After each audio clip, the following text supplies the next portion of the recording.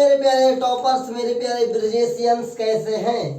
I hope आप सभी लोग बेस्ट होंगे। और एक बार फिर से मैं स्वागत करता हूं आप सभी के एक कम्युनिटी बीएससी कम्युनिटी के अंदर। मेरे प्यारे छात्र छात्राओं, पिछली कई क्लासेस से हम सभी लोग मैथ को बहुत ही आसान तरीके से पढ़ते आ रहे हैं। और जैसा कि आप सभी को पता है कि मैथ बहुत ही आसान है और मैथ से आसान मुझे कोई विषय नहीं लगता है। अन्यथा मेरे लिए तो हर सब्जेक्ट आसान हो जाता है जब मैं उसके ऊपर उसके लिए अध्ययन करता हूँ। और आपके लिए भी हर विषय आसान हो जाएगा जब आप उस पे कमांड लाएंगे, जब आप उसके पीछे समय देंगे और जब आप उसके लिए कुछ काम करेंगे। मेरे प्यारे छात्र छात्राओं, मेरे प्यारे बच्चों, जैसे कि आप सभी को पता है, मेरे पे कई क्लासेस से बताते आ रहा हूँ कि आप लोग प्रैक्टिस जरूर करिए। तो आप लोग रिवीजन करते रहिए। पिछली जो भी क्लासेस आपकी हो गई हैं, चाहे चैप्टर फर्स्ट हो, चैप्टर सेकंड हो, चैप्टर थर्ड हो और चैप्टर फोर्थ का जो मैंने पार्ट 1 आपको समझाया है, बहुत ही आसान तरीके से, बहुत ही विधिवत तरीके से उसको आप लोगों ने देखा होगा और प्रैक्टिस किया होगा सवालों की। आज बारी है कुछ समस्याओं को हल करने की, जो कि आप सभी के एग्जाम के लिए वेरी इंपॉर्टेंट है। तो मेरे प्यारे छात्र छात्राओं, हर क्लासेस की तरह इस बार मैं कहूँगा कि आप लोग अपनी कॉपी को ओपन कर लीजिए, एकाग्रता के साथ बैठ जाइए और पेन को सही तरीके से रख लीजिए। और जल्दबाजी से नहीं, एकदम विधिवत तरीके से लोग सीखेंगे कि सवाल कैसे लगता है, आखिर इसका आंसर इतना ही क्यों आएगा। ये सभी फंडामेंटल्स पे हम लोग बात करेंगे। सभी लोग तैयार हो जाइए। तो मैं अपनी ओर से समझता हूँ कि आप सभी लोग तैयार हो गए हैं और मैं शुरू करता हूँ आज की इस क्लास को। मेरे प्यारे छात्र छात्राओं, आज हम लोग सीखेंगे इस प्रकार की समस्याओं को हल करने के लिए जो कि कुछ शब्दों में लिखा होगा, उसका हमें द्विघात समीकरण के रूप में निरूपित करना है। क्या लिखा हुआ है सवाल? साथ ही लिखा हुआ है निम्न स्थितियों, जो स्थिति देके रखा है, कंडीशन देके रखा है, को द्विघात समीकरण के रूप में निरूपित करना है और उसे हल करना है। मेरे प्यारे बच्चों, बहुत ही आसान है। अगर आपको इतना देख कर कठिन लग रहा है ना, मैं कहता हूँ आसान है। आप भी कहेंगे आसान है, बस आप थोड़ा सा धैर्य बनाए रखें। देखिए कैसे, जब भी आपको मैथ में हल करना, मैंने बताया सबसे पहले हल लिखना है, उसके बाद मुझे सवाल को पढ़ना है। लिखा है एक आयताकार भूखंड का क्षेत्रफल 528 मीटर स्क्वायर है। यहीं पर रुक जाओ, पहला ये डाटा देके रखा है, इस डाटा को लिखेंगे। तो क्या लेके रखा है साथियों? दिया क्या है? भूखंड का क्षेत्रफल कैसा? आयताकार। तो लिखेंगे आयताकार, क्या मेरे पास है बच्चों? आयताकार भूखंड का क्षेत्रफल कितना है? 528 मीटर स्क्वायर है। कितना मेरे प्यारे बच्चों? 528 मीटर स्क्वायर है। फिर आगे क्या लिखा है? क्षेत्र की जो लंबाई है, जो ये लंबाई है साथियों, ये चौड़ाई की दुगने से एक अधिक है। यही मेन अंडरलाइन करने वाली चीज है। कह रहा है जो क्षेत्र की लंबाई है वो चौड़ाई के दुगने से एक अधिक है। तो भाई बताओ, लंबाई चौड़ाई पर निर्धारित है ना। अगर चौड़ाई पता होगी तभी तो लंबाई पता चलेगी। मान लो कह दिया जाए कि तुम सोहन की उम्र के दोगुने से 1 साल ज्यादा हो। अगर बोल दिया जाए कि आप जो है, सोहन नाम का एक आदमी है, उसकी उम्र के दोगुने से 1 ज्यादा हो, तो यहाँ पर क्या पता लगाओगे? अपनी उम्र पहले पता लगाओगे कि सोहन की उम्र पता लगाओगे? सबसे पहले हमें सोहन की उम्र का पता लगाना है। ठीक उसी तरीके से लिखा हुआ है कि क्षेत्र की जो लंबाई है चौड़ाई की दुगने से अधिक है। तो पहले चौड़ाई पता करेंगे। क्या पता करेंगे? चौड़ाई। तो क्या लिखेंगे? माना। क्या लिखेंगे? माना चौड़ाई कितना है? x मानेंगे। फिर लंबाई क्या है? तो माना लंबाई क्या करें? दोगुने से एक अधिक, तो 2x + 1। अगर आप इस प्रकार के सवाल में कुछ इस तरीके से आप इतना कर ले जाते हैं, मेरे प्यारे बच्चों ध्यान रखो, सवाल आपका लगना शुरू हो जाएगा। अब देखिए, हम सभी लोग जानते हैं, प्रश्नानुसार देखेंगे, ध्यान दीजिएगा। प्रश्नानुसार हम लोग इसे हल करने जा रहे हैं। प्रश्नानुसार क्या है मेरे प्यारे बच्चों? आयताकार का भूखंड का क्षेत्रफल क्या होता है? यल गुणे बी बराबर 528 मीटर स्क्वायर देके रखा है। ये यल क्या है? ये लंबाई है। ये बी क्या है? चौड़ाई है। क्योंकि साथियों आयताकार भूखंड के क्षेत्रफल का सूत्र होता है लंबाई गुणे चौड़ाई। क्या होता है मेरे प्यारे बच्चों? लंबाई गुणे चौड़ाई होता है। अब यहाँ पे यल का मान कितना है? तो साथियों यहाँ पर है यल का मान 2x + 1 गुणा बी का मान कितना है? x बराबर है 528 मीटर स्क्वायर। अब अगर यहाँ पर हमें साथ समीकरण बनाना है, इसको मीटर स्क्वायर यहाँ से गायब कर देंगे तो आपका सवाल एकदम सही निकलेगा। ये 2 एकम 2x स्क्वायर हो जाएगा प्यारे बच्चों, प्लस x एकम x हो जाएगा बराबर में 528 मीटर। हटा दो ना, फंस जाओगे। अब देखिए अगर ये इधर प्लस में इधर आएगा तो माइनस में हो जाएगा, मतलब कि 2x square plus x minus 528 equal to 0। अब अगर आप लोगों ने मेरी पिछली क्लासेस कई बार देखा होगा और आप लोगों ने ध्यान दिया होगा तो सवाल आप हल करना शुरू कर देंगे यहीं पे। जब इस प्रकार से आ गया तो हो गया द्विघात समीकरण। अब द्विघात समीकरण से हमें क्या निकालना है, x का मान निकालना है। और x का मान कैसे निकलेगा साथियों, इस द्विघात समीकरण का गुणनखंड करेंगे। क्या करेंगे, गुणनखंड करने के लिए क्या करते हैं, सबसे लास्ट वाले को इससे गुणा करेंगे। तो जब 528 को साथियों 2 से गुणा करेंगे तो 1056 आएगा। कितना आएगा मेरे बच्चों, 1056। और जब 1056 का हमें ऐसा गुणनखंड करना है, 1056 का हमें ऐसा गुणनखंड करना है कि क्या घटाने पर 1 आए, घटाने पर 1 आए और गुणा करने पर 1056 आए। कितना आए, गुणा करने पर 1056 आए। तो चलिए आइए करके देखते हैं। हमने ले लिया 1056, गुणनखंड करेंगे। 2 पंचे 10, 2 दूनी 4, 2 अट्ठे 16, 2 दूनी 4, 2 छंग 12, 2 चौको 8, 2 एकम 2, 2 तीन 6, 2 दूनी 12। और देखिए 2 दूनी 4, 2 छंग 12, 2 छंग 12। देखिए 2 तीन 6, 3 त्रिका 9, 3 2 तीन 6, 3 एकम 3, 3 एकम 3 और साथियों 11 एकम 11। आई होप आपको समझ में आया होगा और यहीं पे सवाल अपना समझ में आ जाएगा। देखिए 2 दूनी 4, दूनी 8, दूनी 16, दूना 32, 32 अलग लिख लो और 3 करेंगे हम 33।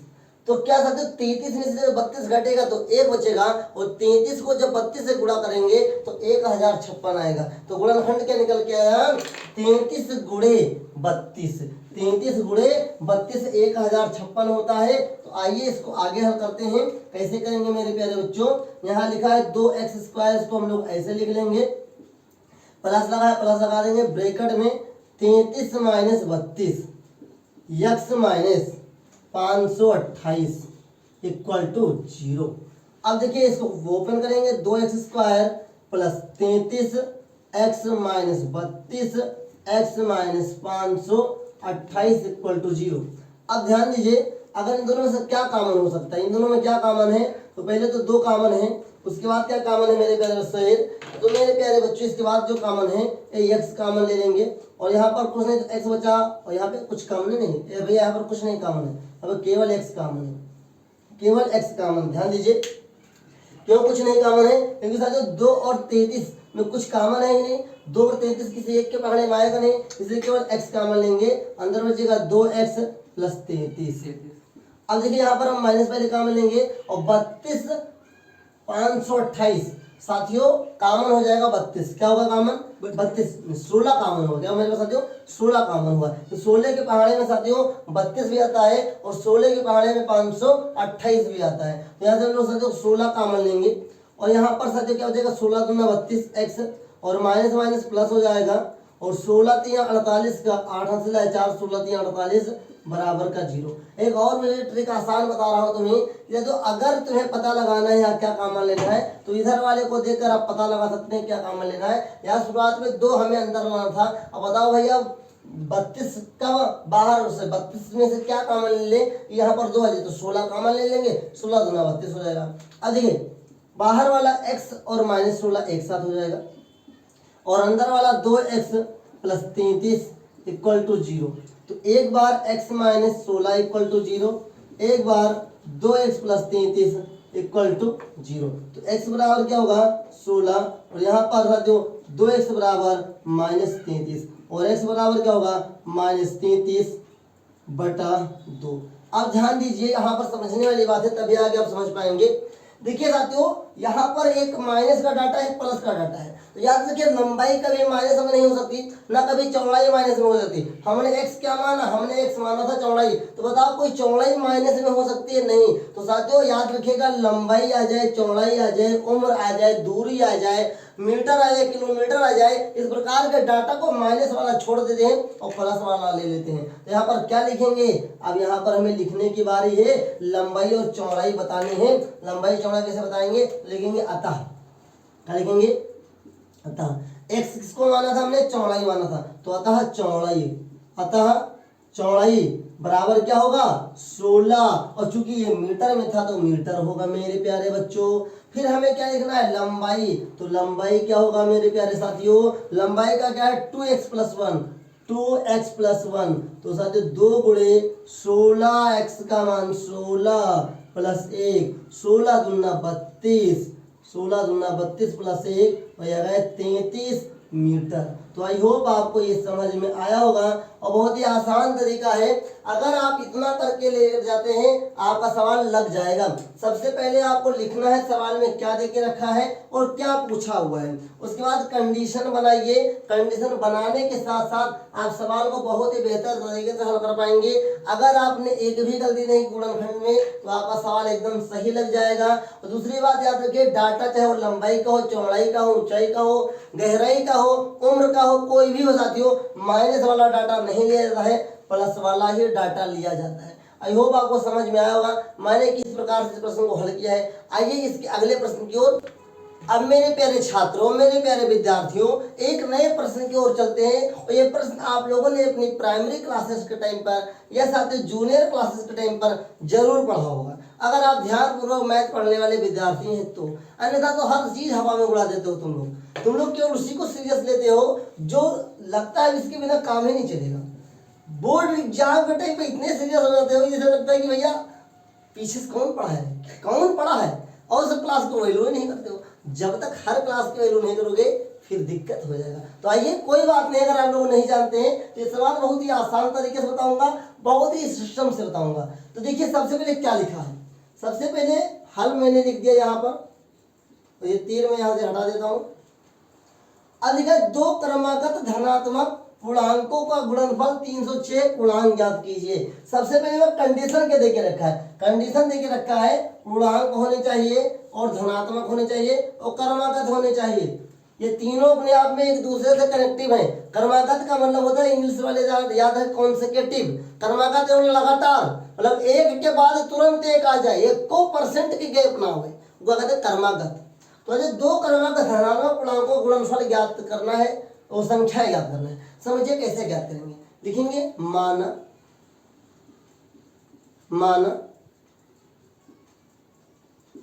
2 लिखा तो पहली संख्या पता करो, माना पहली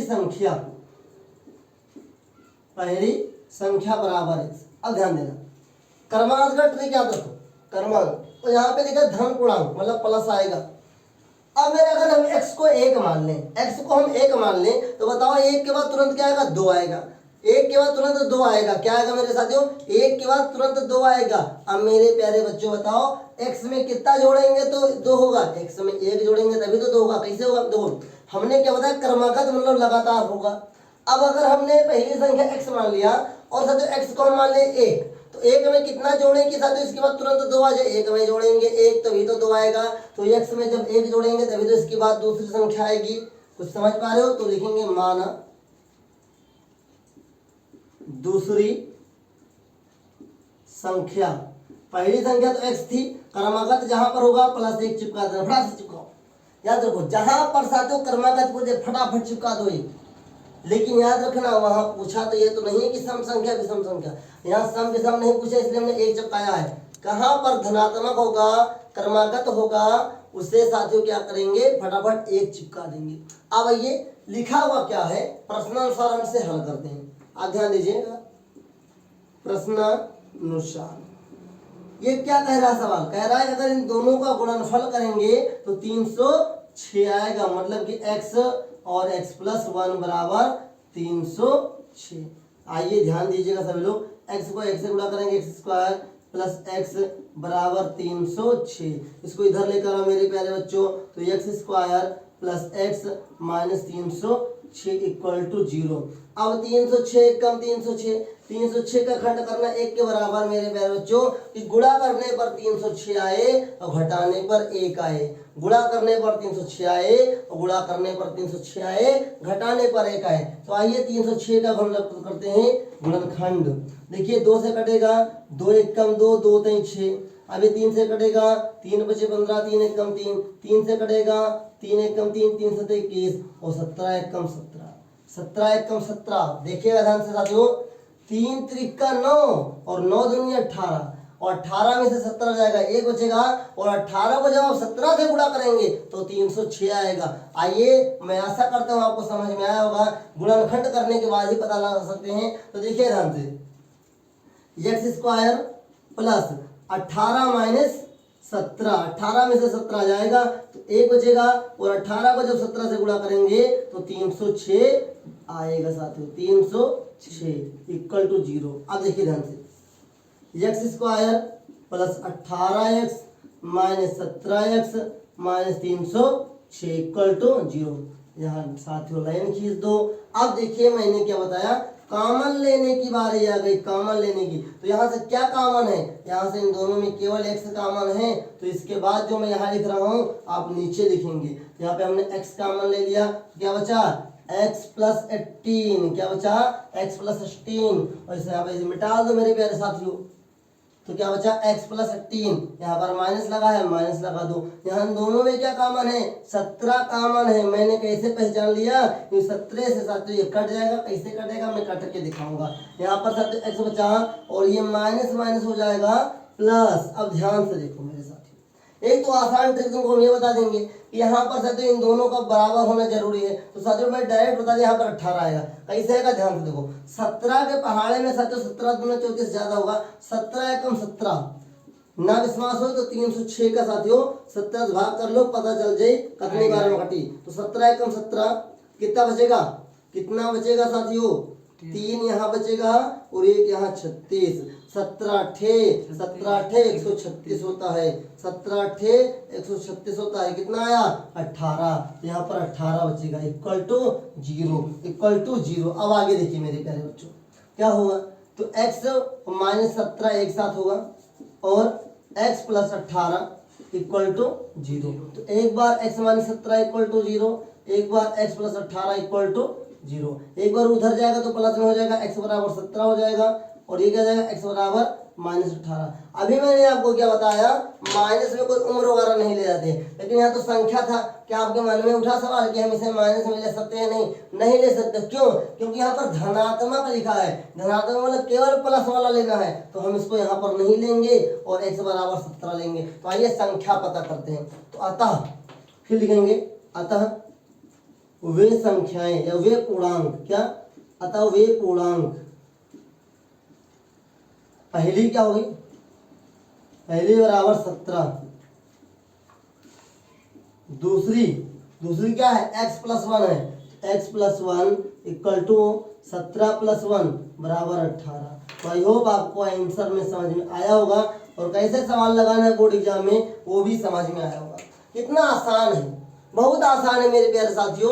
अगर आप लोग मेहनत से लगाएंगे, ईमानदारी से लगाएंगे, प्रैक्टिस करेंगे, सवाल आप जितने ज्यादा प्रैक्टिस करोगे उतने ज्यादा बेटर कर सकते हो मेरे साथियों। सबसे पहले आपको हिंदी पढ़ना है, हिंदी के बाद सिचुएशन लिखना है। क्रमागत धनात्मक पूर्णांक कंट्रोल इसलिए क्या है कि वो तीनों पे सवाल डिपेंड है। क्रमागत होनी चाहिए, लगातार संख्या होनी चाहिए, धनात्मक मतलब प्लस होना चाहिए, पूर्णांक मतलब इंटीजर होना चाहिए साथियों, कोई रूट वाला संख्या भी नहीं होनी चाहिए। ये सवाल कहा रहा है, क्या आपको समझ में आ रहा है या नहीं, आई होप आपको समझ में आ रहा होगा। तो आइए इसी प्रकार हम लोगों ने अभी तक हल किया है प्रश्न संख्या 1 और प्रश्न संख्या 2। मुझे टाइम इसलिए लग रहा है क्योंकि मैं आपको समझा रहा हूँ, मुझे लगाना हो तो मैं चैलेंज के साथ कह सकता हूँ 2 मिनट बहुत है एक सवाल के लिए, 2 मिनट मेरे लिए एक सवाल के लिए बहुत है, इनफ, उससे ज्यादा मैं नहीं लूंगा, लेकिन आपको समझा रहा हूँ समय ज्यादा लग रहा है। आप भी 2 मिनट में लगा सकते हैं, कब, जब आप प्रैक्टिस करेंगे, ज्यादा से ज्यादा प्रैक्टिस करेंगे। तो आई होप आप लोगों ने इसे अपनी कॉपी में लिख लिया होगा, और इसी लगातार हम लोग प्रयास कर रहे हैं आपको सरल तरीके से समझाने के लिए। तो इसी क्रम में हम लोग आज के अपने तीसरे प्रश्न की ओर चलते हैं, और ध्यानपूर्वक आप लोग पढ़ते रहिए, ध्यानपूर्वक समझते रहिए। आइए आगे बढ़ते। मेरे प्यारे ब्रिजेशियन से हम टॉपर, अब जो सवाल में लगाने जा रहा हूँ, इस सवाल के बेस पर मैंने आपको चैप्टर 3 में भी एक सवाल लगवाया था, उसी ठीक प्रकार से हम इसे भी लगाएंगे।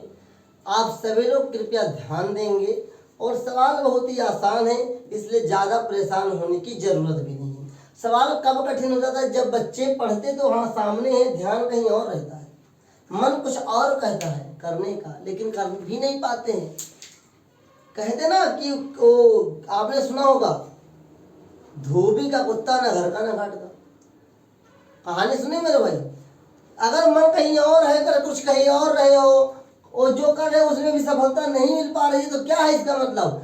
किसका मतलब? एकाग्र हो जाओ यार, पढ़ लो कुछ देर की तो बात है, उसके बाद तो मन ही मन कथौती में लग जाओ। तो चलो मेरे भाई देखते हैं सवाल को। बहुत ही आसान है, बहुत ही अच्छी तरीके से समझना है इसको भी। और इस सवाल में कुछ मॉडिफाई किया, आपकी किताब में ये सवाल कुछ दूसरे तरीके से लिखा है और मैंने कुछ दूसरे तरीके से लिखा है, क्योंकि सवाल बदल सकता है बोर्ड एग्जाम में, तो क्यों उसकी तैयारी हम लोग पहले से कर दें मेरे प्यारे साथियों। देखिए लिखा हुआ रोहन की माँ उससे 26 वर्ष बड़ी है, यहाँ रुकेंगे। मोहन की जो माँ है उससे 26 वर्ष बड़ी है, किससे? रोहन से बड़ी है। जो यहाँ जो ये उससे लिखा है रोहन के लिए लिखा गया है, मतलब जो रोहन की माँ है उससे 26 वर्ष बड़ी है, रोहन से 26 वर्ष बड़ी है, तो इसको पहले हल करो। तो क्या लिखोगे? माना, क्या? माना रोहन की आयु या वर्तमान है, क्या है साथियों? वर्तमान, उस समय की बात की जा रही है, वर्तमान आयु यक्स। अब मेरे प्यारे साथियों रोहन से 26 वर्ष बड़ी उसकी माँ है, तो माना रोहन की माँ का वर्तमान आयु कितना है? x प्लस, यहाँ मानवे ना कर भैया, यहाँ है बनो भैया, ये तो पता डायरेक्ट लगी, तो यहाँ इसको मिटा देंगे, थोड़ा लिखेंगे इसलिए। क्या लिखेंगे? इसलिए रोहन की माँ की आयु कितना होगा? x plus 26। अब सवाल आगे बढ़े। उनकी आयु का गुणनफल अब से 3 वर्ष पश्चात, मतलब जो इनका उम्र तो वर्तमान का है, अब इसके 3 साल बाद कितना हो जाएगा? अगर गुणा किया जाएगा तो 360। तो रोहन और उसकी माँ का वर्तमान आयु याद कीजिए। तो देखिए प्रश्नानुसार 3 वर्ष बाद क्या लिखेंगे? 3 वर्ष बाद रोहन की आयु। तो मेरे प्यारे साथियों अगर इस वक्त x है तो 3 साल में कितना होगा? x plus 3। और यहाँ पर साथियों 3 वर्ष बाद रोहन की माँ की आयु कितना होगा? तो वर्तमान में कितना है? x प्लस 26, 3 साल में कितना हो जाएगा? x plus 29।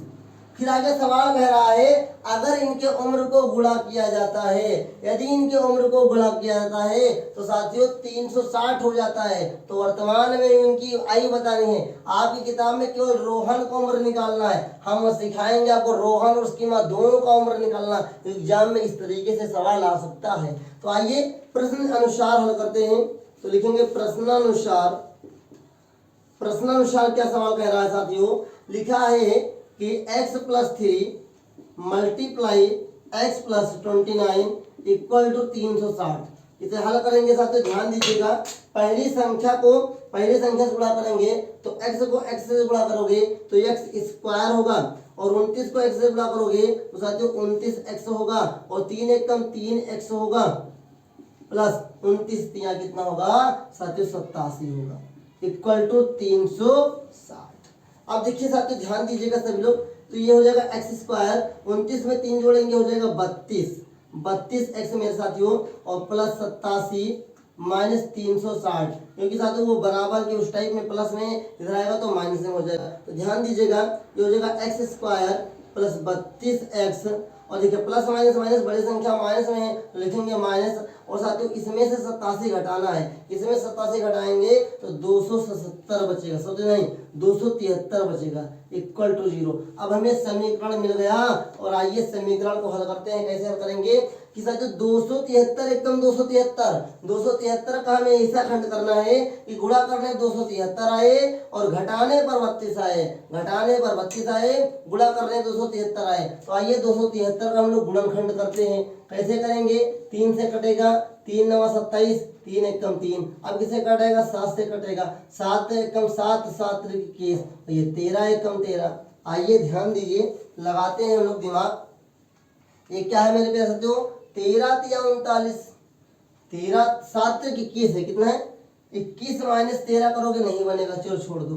अगर 13 तिया 39 करें, क्या करें 13 तिया 39 करें, 39 सत्य साथियों 7 और 273 हो जाएगा, 13 तिया 39, 39 में से 7 जाएगा तो 32 आ जाएगा। तो आपका काम बन चुका है, इसको हम लोग रफ कर देंगे, क्या करेंगे 39 माइनस 7, 32 का क्या होगा माइनस होगा। साथियों आप लोग क्या सोच रहे हैं कि हम माइनस और प्लस कहाँ लेंगे, तो जो हमको बीच वाली संख्या होती है इसके दाहिने साइड में जो चिन्ह होता है उसको लिया जाता है। अगर माइनस है तो घटा नहीं पाना चाहिए, प्लस है तो जोड़ नहीं पाना चाहिए। तो आइए आगे देखते हैं, लिखा हुआ है साथियों, ये होगा एक्स स्क्वायर प्लस क्या हो जाएगा आपका 39 minus 7 x minus 273 equal to 0।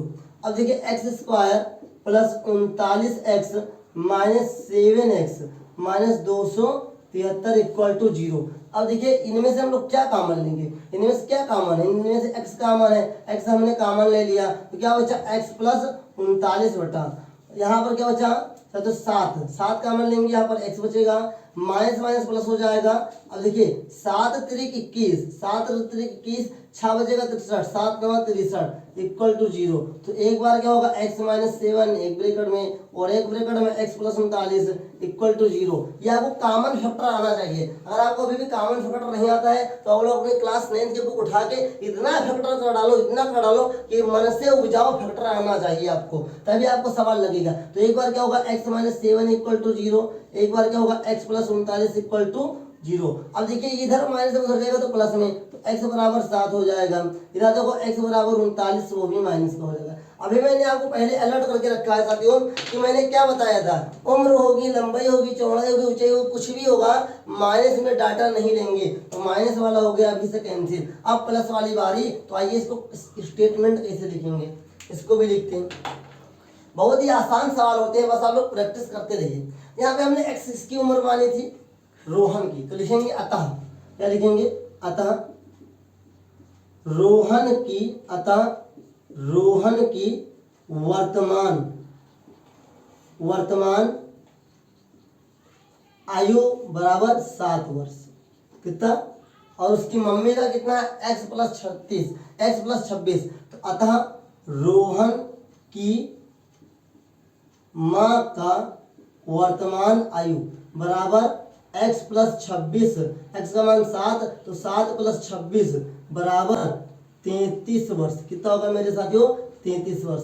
यही आपका आंसर है, यही आपका आंसर है। क्या आपको समझ में आ रहा है या नहीं, कमेंट में जरूर बताइए। बहुत आसान तरीका है सवाल लगाने का। सबसे पहले आप सवाल को पढ़ेंगे, सवाल को पढ़ने के बाद देखेंगे क्या लिखा है, क्या दे के रखा है, उसके बाद लिखेंगे उस डाटा को, उसके बाद देखेंगे क्या पूछा है। धीरे धीरे, अगर आपको सवाल नहीं आ रहा कोई बात नहीं, बोर्ड से अच्छे से उतारिए, नोट्स में लिखिए और उस सवाल को 2-3 बार पढ़िए, उसके बाद सोचिए, उसके बाद एक प्रैक्टिस कीजिए। इस सवाल प्रैक्टिस के द्वारा ही आएगा।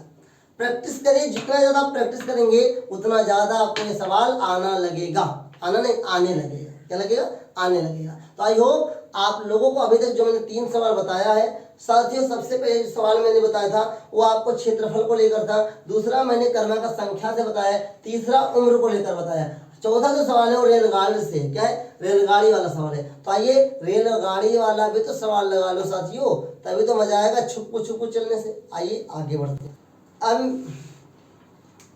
अब मेरे प्यारे छात्रों, जो हम लोग प्रश्न लगाने जा रहे हैं ये रेलगाड़ी से संबंधित है। अभी आपने क्या नोटिस किया होगा कि शुरू से लेकर अंत तक हम लोग सवाल लगाते आ रहे हैं, लेकिन सभी में हर डाटा अलग तरीके से हो जा रहा है, लेकिन तरीका सेम है। तरीका सेम रहेगा, बस डाटे का अप्लाई करना अलग तरीके से होता है। देखिए कैसे हम लोग सवाल को लगाते हैं। सवाल में लिखा हुआ है मेरे प्यारे छात्रों, लिखा एक रेलगाड़ी 480 किलोमीटर की दूरी तय करती है, समान चाल से तय करती है, मतलब जो स्पीड उसकी है वो सेम है, 480 किलोमीटर दूरी है। अब देखिए इसकी चाल 8 किलोमीटर प्रति घंटे कम कर दी जाए, मतलब स्पीड अब कम कर दी जाए तो भैया उसी दूरी को तय करने में 3 घंटे अधिक लेती है। तो बताओ रेलगाड़ी की चाल कितनी होगी। देखिए जो निकालना उसी को मानेंगे। रेलगाड़ी की चाल निकालना तो लिखेंगे माना रेलगाड़ी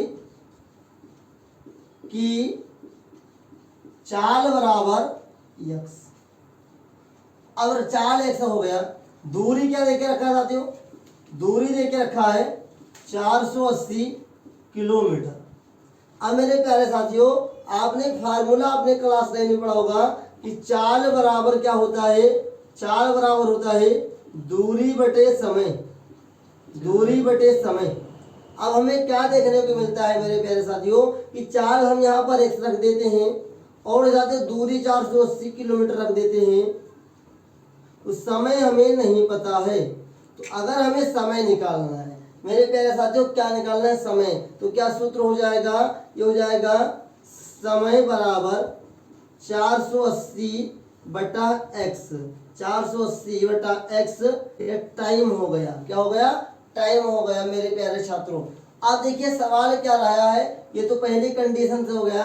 दूसरी कंडीशन कह रहा है कि उस वक्त हम समय 3 घंटा कम लेती है जब 8 किलोमीटर कम हो जाता है, स्पीड 8 किलोमीटर कम हो जाती है। तो आइए प्रश्नानुसार हम लोग हल करते हैं। प्रश्नानुसार देखिए मेरे प्यारे साथियों क्या है, प्रश्नानुसार देखिए साथियों, सवाल ये कह रहा है कि जो आपका ये समय है, ये समय यहाँ पे और हल करते हैं हम। दूसरी बार में जब समय लेंगे तो पहला समय हो गया, दूसरी बार में जो समय है मतलब T1 है T2 हो जाएंगे। दूसरी बार में समय क्या होगा, सेम दूरी है 480 किलोमीटर रहेगा,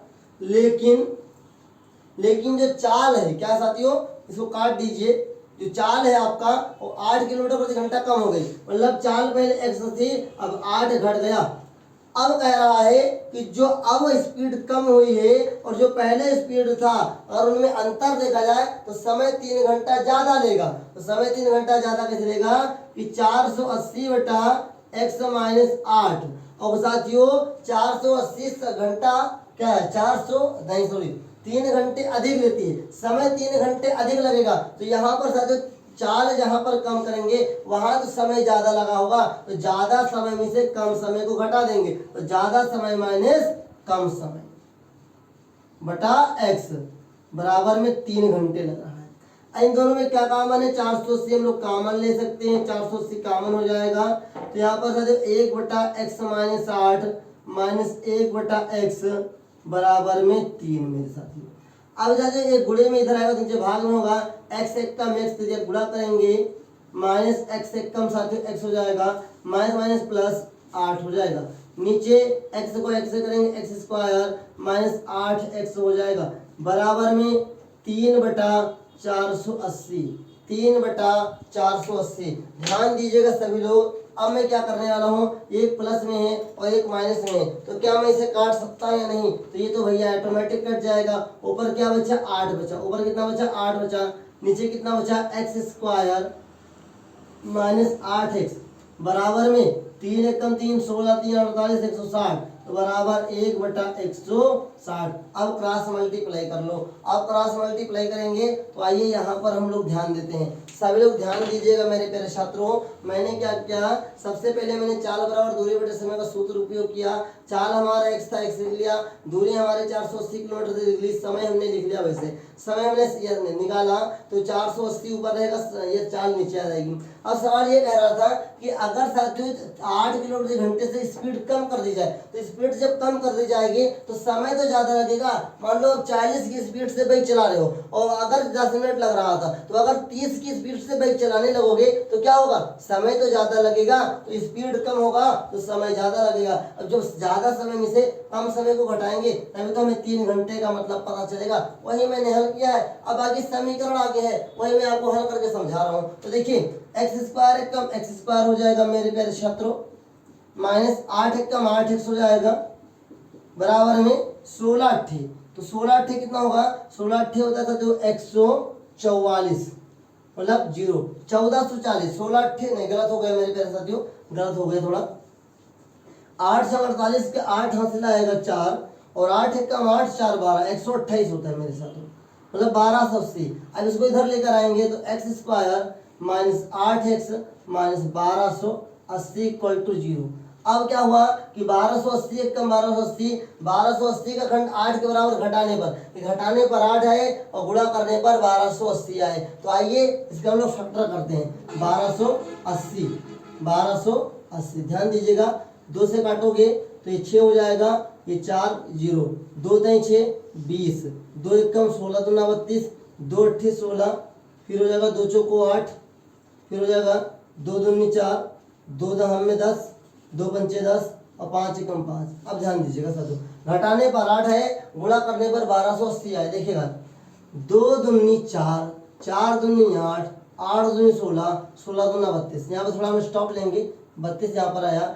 2 दूनी 4, 4 दूनी 8 पंचे 40, के 40 में से 32 जाएगा, काम बन जाएगा।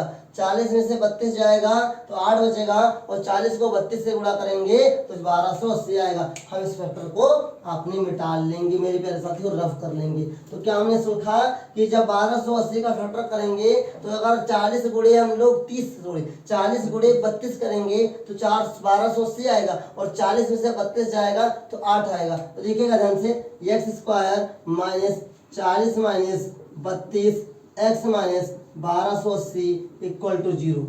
अब यहाँ पे x square minus 40 x minus minus plus होगा 32 एक्स और माइनस 1280 इक्वल टू 0। इन दोनों में क्या कॉमन है? एक्स कॉमन हो जाएगा, तो यहाँ पे होगा एक्स माइनस 40, यहाँ पे प्लस कॉमन लोगे पहले, और इन दोनों 32 1280 में 32 पहले कॉमन हो जाएगा। यहाँ पे x 32 साथियों, 32 चौको कितना होता है? 32 चौको हो जाएगा 128, और 0 लगा देंगे इक्वल टू 0। तो साथियों प्लस वाला पहले लेंगे, x प्लस 32 बाहर वाला हो जाएगा, और एक ब्रैकेट में x माइनस 40 अंदर वाला हो जाएगा इक्वल टू 0। तो एक बार प्लस में x 32 हो जाएगा, x 32 इक्वल टू 0, एक बार x माइनस 40 इक्वल टू 0। अब मेरे प्यारे साथियों ध्यान दीजिएगा, मुझे क्या बताना था, मैंने भी ऑलरेडी आपको बता के रखा है कि ये प्लस उधर जाएगा तो माइनस हो जाएगा। तो x बराबर क्या होगा? माइनस 32, इधर क्या होगा? x बराबर 40। अब मेरे प्यारे साथियों बताओ कौन सा डाटा लेंगे, माइनस वाला या प्लस वाला? बताओ, चाल कभी माइनस में हो सकती है? नहीं, तो माइनस वाला डाटा हम काट देंगे, प्लस वाला 40 आपका आंसर आ जाएगा। ये क्या है? क्या लिखेंगे? अतः। क्या लिखेंगे? यहाँ स्टेटमेंट में लिखेंगे अतः। ध्यान दीजिएगा, अतः रेलगाड़ी की चाल, अतः रेल गाड़ी की चाल बराबर 40 किलोमीटर प्रति घंटा। क्या है? 40 किलोमीटर प्रति घंटा। क्या साथियों? रेलगाड़ी की चाल कितना है? 40 किलोमीटर प्रति घंटा। आई होप आपको समझ में आया होगा। सवाल बहुत ही सरल है, बस आप जितना ज्यादा प्रैक्टिस करेंगे उतना ज्यादा आप बेटर बनते जाएंगे। सबसे पहले आपको सवाल को पूरा अच्छी तरीके से पढ़ना है, सवाल में क्या पूछा है वो पता करना है, जो पूछा उसको पहले मानेंगे, उसी के आधार पे हम लोग समीकरण बनाएंगे। जब आप समीकरण बनाना सीख जाएंगे सवाल ऑटोमेटिक लगना शुरू हो जाएगा। इसके लिए आपको क्या करना है, आज की क्लास में मैंने जो 4 सवाल बताया है, ये चारों सवाल अपने आप में मोस्ट इंपोर्टेंट है। इसी बेस पर हम लोग अगली एक्सरसाइज में कुछ सवाल करेंगे। तो इसलिए आपको करना क्या है, घर पर बैठ के इन चारों सवालों का रिवीजन करना है, मोस्ट ज्यादा से ज्यादा रिवीजन करना है। जब तक सवाल समझ में ना आने लगे, जब तक सवाल अपने आप से लगाने न लगो, तब तक आपको रिवीजन करना है। अच्छी तरीके से रिवीजन करना है, मेहनत करना है और आगे बढ़ते जाना है। मेरे प्यारे साथियों, मैं आशा करता हूँ आपको समझ में आया होगा और आप मेरे साथ मेहनत करने के लिए तैयार हैं। तो याद रखिए, मैथ बहुत ही सरल हो जाएगी आप सभी के लिए। अगर आपको मैथ सरल करना है, एक ही तरीका, एक ही दवाई, एक ही नमूना, एक ही फार्मूला है, प्रैक्टिस। जितना ज्यादा प्रैक्टिस करोगे उतना ही मेहनत होगा। जिम में लोग बॉडी बनाने के लिए जाते हैं, एक दिन में बॉडी नहीं बनती है साथियों। बॉडी बनाने के लिए 5 से 6 महीने लगते हैं। ठीक उसी प्रकार से मैथ अभी आपका वीक है, मैथ को मजबूत करने केवल से 5 से 6 महीने मुझे दीजिए। 5 से 6 महीने में परिवर्तन नहीं आएगा तो चैनल को छोड़ के चले जाना, उसमें जो कमेंट में आएगा वो मन में कर देना। केवल 5 से 6 महीने मेहनत कर लो, आपका बोर्ड एग्जाम की तैयारी अच्छी तरीके से हो जाएगी। मेहनत करोगे तो आपका मैथ में मन लगने लगेगा और मैथ आपके लिए आसान होगा। फिर भी लास्ट में एक ही बात कहूंगा, रिविजन बहुत करोगे तभी आपको ज्यादा समझ में आएगा। रिवीजन ज्यादा करोगे ज्यादा चीजें समझ में आएंगी। आई होप आप लोग मेहनत करेंगे, रिवीजन करेंगे और इसी प्रकार से अपने प्यार और सपोर्ट को इस चैनल को देते रहेंगे।